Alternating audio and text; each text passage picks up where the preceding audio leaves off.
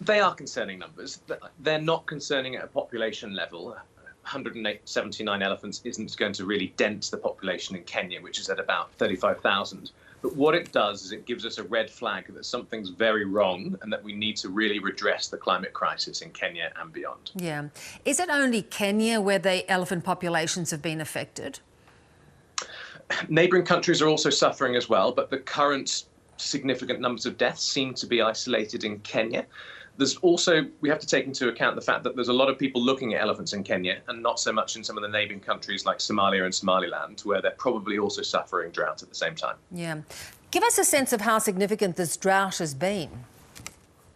Well, it's been enormous. It's been terrible for the people. Kenya is one of the countries that's quite reliant on imports of grain. And of course, that is exacerbated by the war in Ukraine at the moment. And when you've got a country that's already stressed and unable to create or produce a lot of its own produce for food, the war then exacerbates this. The country is then in the grips of a climate crisis, which means it can grow less food, and it's then a self-perpetuating cycle of devastating impacts on the human and wildlife populations. Give us a sense, too, of what an elephant needs to survive.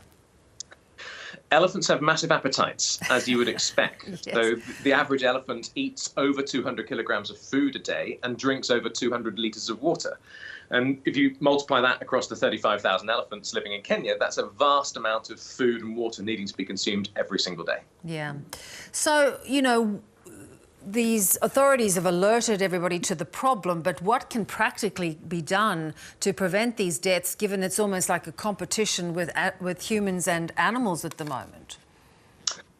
I'd like to really stress the fact that there isn't a competition. We're all inhabitants of the planet at the same time, and we all need a healthy and functioning environment in which to have healthy and functioning human societies and animal societies. Yeah. So what we need to be doing is investing in stable environments, investing in climate mitigation policies, investing in biodiversity.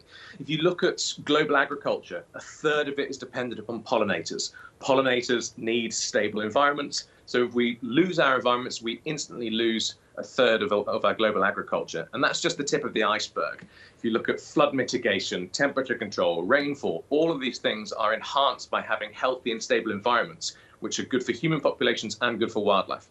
But when you look at some of these countries in Africa, it is very difficult to get those mitigating circumstances properly in place.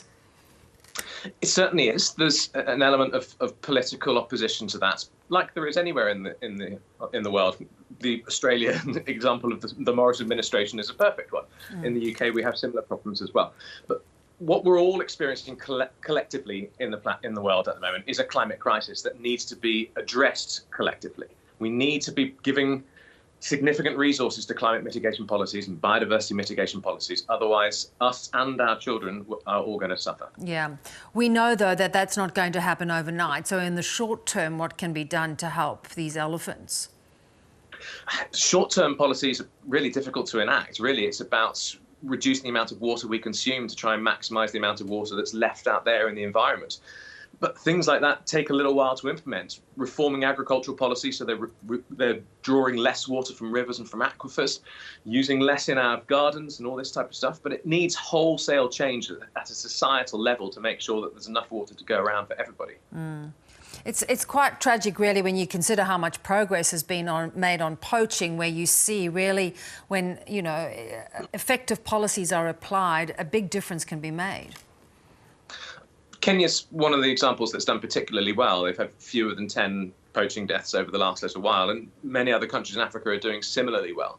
So they recognise that poaching isn't just a law enforcement problem, it's also a societal problem. Like any form of policing, you always need policemen or rangers, but you also need investment in society and investment in communities as well to make sure that they're gaining some benefits from living in an environment that's quite tough to live in. And Kenya's done incredibly well there in compensating people for living next to dangerous animals, and as a result, their poaching levels are very low. We now need to make sure there's equal or more investment in climate mitigation as well.